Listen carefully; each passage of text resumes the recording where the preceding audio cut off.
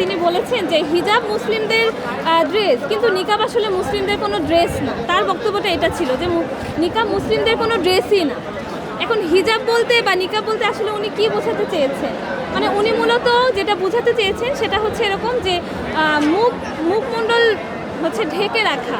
এখন আমরা তো জানি সবাই কোরআন হাদিসের আলোকে একজন মুসলিম হিসেবে যদি কেউ পরিপূর্ণ পর্দা মেনটেন করতে চায় তাহলে সে তার মুখমণ্ডলও ঢেকে রাখবে, কারণ একজন মানুষের সৌন্দর্যের বিষয়টা বা আসলে সৌন্দর্যের বিষয়টা তার চেহারার মাধ্যমে বা তার মুখমণ্ডলের মাধ্যমে আসলে ফুটে ওঠে।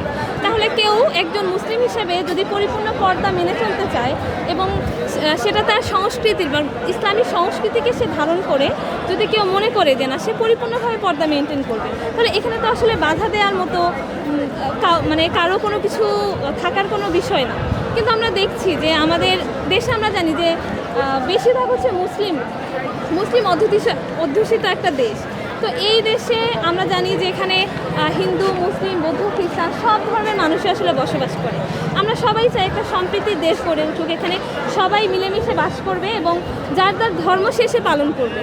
এখন অন্যান্য ধর্মের এবং অন্যান্য সংস্কৃতির কোনো বিষয় নিয়ে আসলে কখনো এরকম বড় বড় ইস্যু আমরা কখনোই দেখিনি যতটা আমরা দেখি যে হিজাব এবং নিকাব ইস্যু নিয়ে। তাহলে একজন মুসলিম হিসাবে সে যদি ইসলামী সংস্কৃতিকে ধারণ করতে চায় এবং পরিপূর্ণ পর্দা মেনটেন করতে চায়, তাহলে এখানে তো আসলে বারবার এই কটাক্ষ করা বা কুরুচিপূর্ণ মন্তব্য করা কখনোই কাম্য হতে পারে না। আর তিনি যে মন্তব্যটা করেছিলেন সেটা হচ্ছে অতীতকালের ঘটনা তিনি তুলে ধরেছেন এখানে, যে ইহুদিদের মধ্যে যারা ছিল তারা নাকি বাজে কাজ যখন করতো তারা হচ্ছে এই নিকাব ইউজ করতো বা মুখমণ্ডল ঢেকে রাখতো, কিন্তু এই বিষয়টাকে তো তারা কোনোভাবেই সামনে নিয়ে আসতে পারে না। কেউ যদি ইসলামী সংস্কৃতিকে পরিপূর্ণভাবে ধারণ করে এবং সে মনে করে যে না আমি হচ্ছে এভাবেই চলবো, তাহলে সেক্ষেত্রে আমরা তাকে কিভাবে এই জিনিসটাকে বাধা দিতে পারি এবং বারবার এরকম কুরুচিপূর্ণ মন্তব্য করতে পারি। তো আজকের এই মানববন্ধনের মাধ্যমে আমরা সবার প্রতি এই উদাত্ত আহ্বান জানাবো যে সম্প্রীতির এই বাংলাদেশে যে যার ধর্ম এবং যে ধর্ম অনুযায়ী তার সংস্কৃতিকে তারা ধারণ করবে এবং তারা সেই অনুযায়ী এই সংস্কৃতিকে লালন করবে। এবং আমরা মুসলিম হিসেবে যারা ইসলামী সংস্কৃতিকে মানতে চাই আমরা যেন আমাদের এই ইসলামী সংস্কৃতিকে মেনে পরিপূর্ণ হিজাব নিকাব করতে পারি এবং এটা নিয়ে যেন কখনোই কোনো কুরুচিপূর্ণ মন্তব্য আমাদেরকে সহ্য করতে না হয়, শুনতে না হয়। এটার জন্য আমরা সবার প্রতি উদাত্ত আহ্বান করব এবং সবাইকে বলবো যে আমাদের প্রতি সহমর্মী হতে, এরকম কুরুচিপূর্ণ মন্তব্য আর কখনোই না করতে।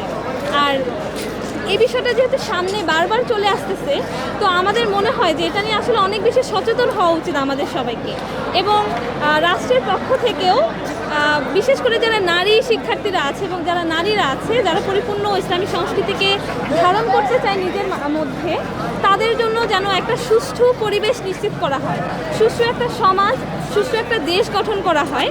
এবং এটা নিয়ে যারা আসলে এ ধরনের কাজ বারবারই করছে এবং তাদেরকে কোনো শাস্তির আওতাভুক্ত করা হচ্ছে না, তো তাদের প্রতি যেন যথোপযুক্ত এবং কার্যকর পদক্ষেপ নেওয়া হয়, যাতে পরবর্তীতে কেউ আর এরকম কোনো সাহস না পায়।